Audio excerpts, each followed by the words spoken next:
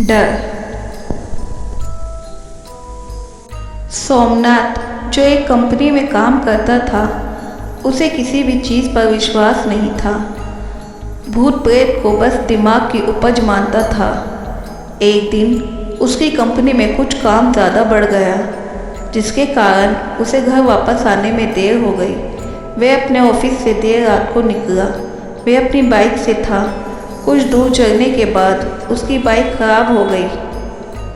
अब वह अपनी बाइक को धक्का मारकर चल दिया। कुछ दूर जाने के बाद उसे एक बस स्टॉप दिखा। वह कुछ देर वहां रुका रहा। उसके पास एक साधु संदेश बैठा था। साधु ने अपने पास एक बीड़ी रखी थी।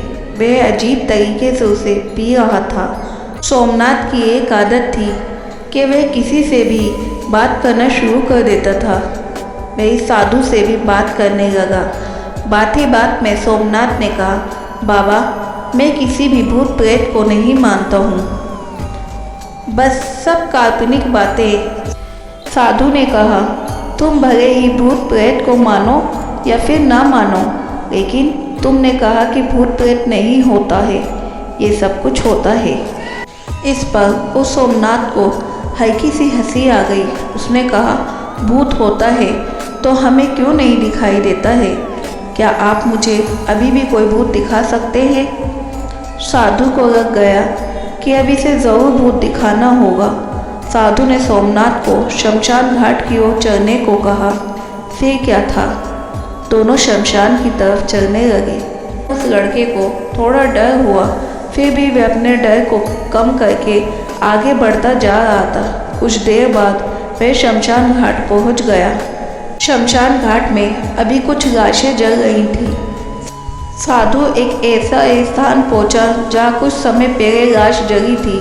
साधु ने जमीन पर एक लोहे की कील गाड़ दी।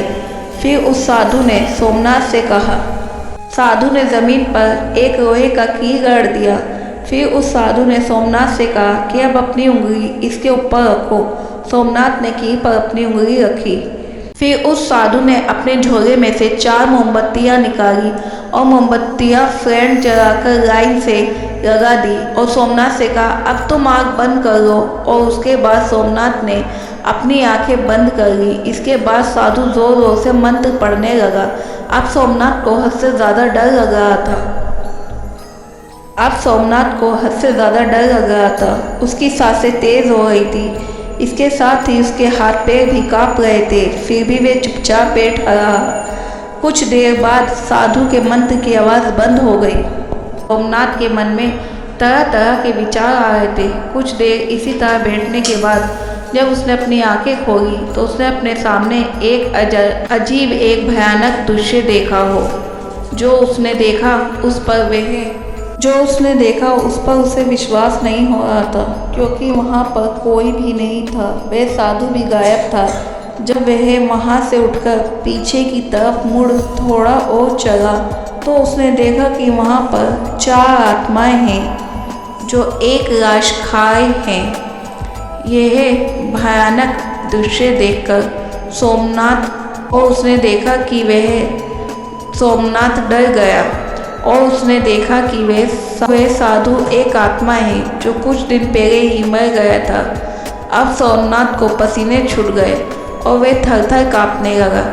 ये भयानक दृश्य देखना उसके लिए सामने से अपनी सीधी मौत को देखने के बराबर था। वह साधु भी एक आत्मा के रूप में उसके सामने था। अब सोमनाथ को समझ में नहीं आ रहा था कि वे क्या करे क्या ना करे।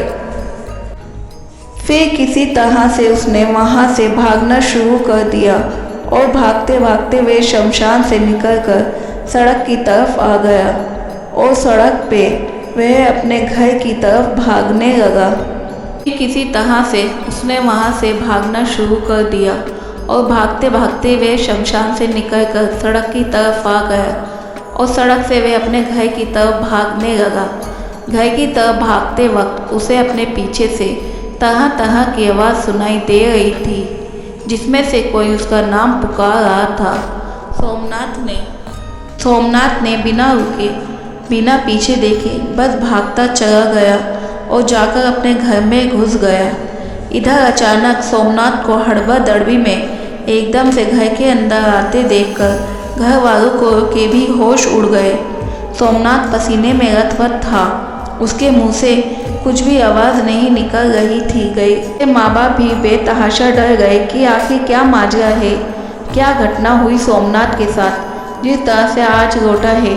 उसके बाद वह अपने कमरे में चला गया। वह काफ़ी देर तक इधर उधर टहलने के बाद उसे यकीन ही नहीं हुआ था कि आज ऑफिस से घर तक वह किस घटना से रूबरू होकर आया है।